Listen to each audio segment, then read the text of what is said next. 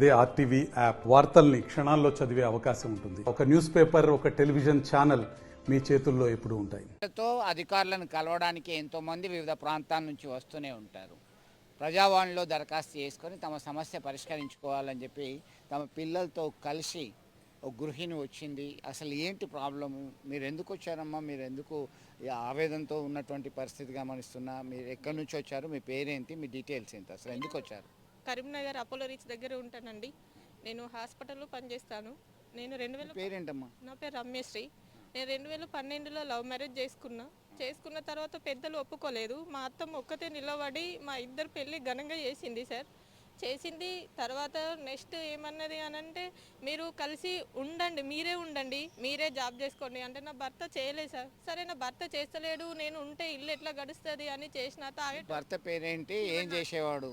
శివనాథ్. అసలు ఏం పని చేయలేదు.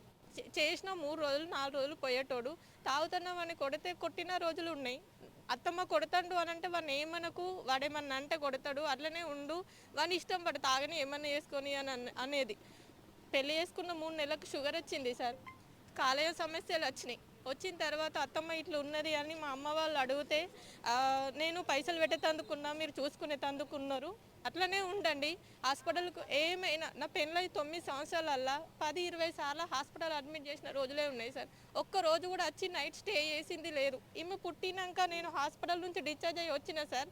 తెల్లారి ఆయనకి ఏమైందంటే బాగా ఎస్ఓబి వచ్చి హాస్పిటల్ అడ్మిట్ చేసిన అత్తమ్మంటే, నన్ను ఏం చేయమంటావు, నువ్వు తీసుకొని అంటే ఈ పసి కందును పట్టుకొని నాకు పెద్ద ఆపరేషన్ అయింది సార్.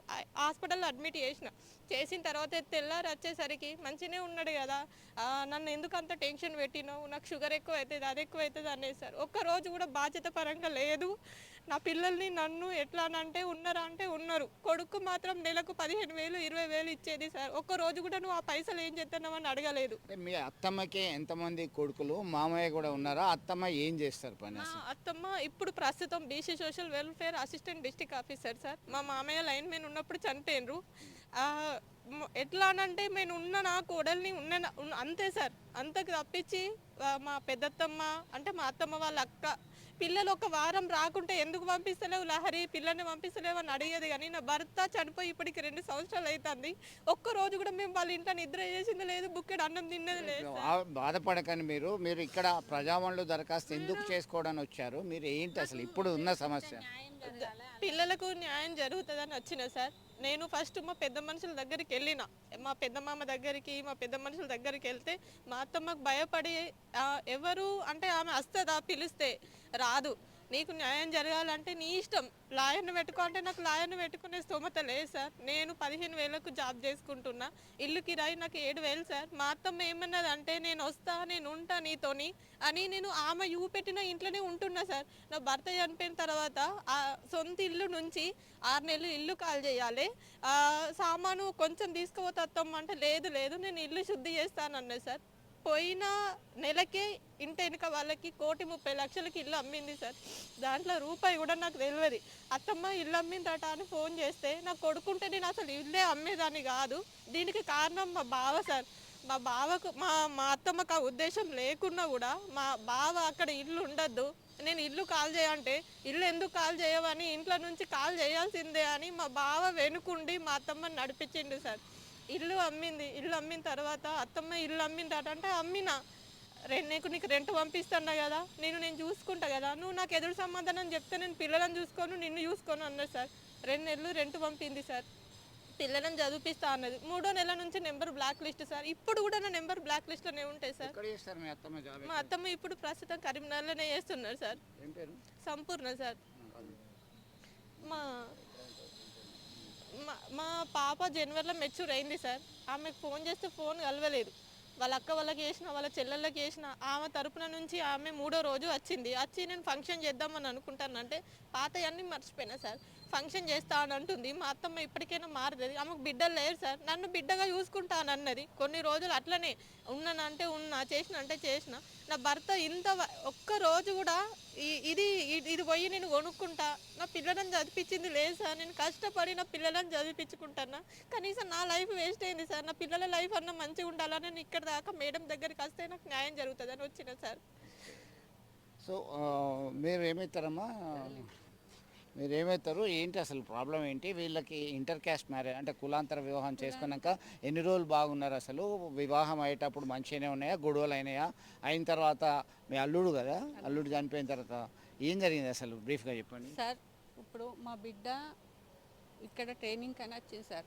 అమృత హాస్పిటల్లో ట్రైనింగ్ చేయంగా వాళ్ళ కొడుకు ఆమె ఇష్టమైంది, మా అల్లునికి ఇష్టమైన వాళ్ళే. మాది నాగారం సార్, మంతిన్ దగ్గర నాగారం సార్. ఇష్టమైన వాళ్ళే మమ్మల్ని పిలిపించింది సార్. పిలిపించి అంటే మాకు తెలియకుండానే ఈమెను పెళ్లి చేసుకున్నాడు సార్ మా అల్లుడు. చేసుకున్నాక మాకు తెలిసిన వాళ్ళే మేము కోపం చేసిన వాళ్ళ వాళ్ళ అమ్మ, వాళ్ళ పెద్ద మామ వాళ్ళందరూ మమ్మల్ని పిలిపించింది సార్.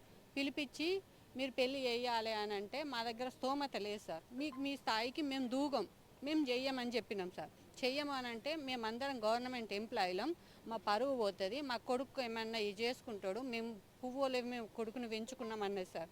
సార్ మా ఆయన మొత్తానికి ఒప్పుకోలేదు సార్. ఒప్పుకోకుంటే ఈమె మా అల్లుడు మా పెళ్ళి అయింది మామయ్య అని కాళ్ళ మీద మా కొడుకు కాళ్ళ మీద పడితే నువ్వు ఎందుకు ఒప్పుకోవు అన్నని, మాకు ఇప్పుడు పెళ్ళి చేయడానికి స్తోమత కూడా లేదని చెప్పినాం సార్.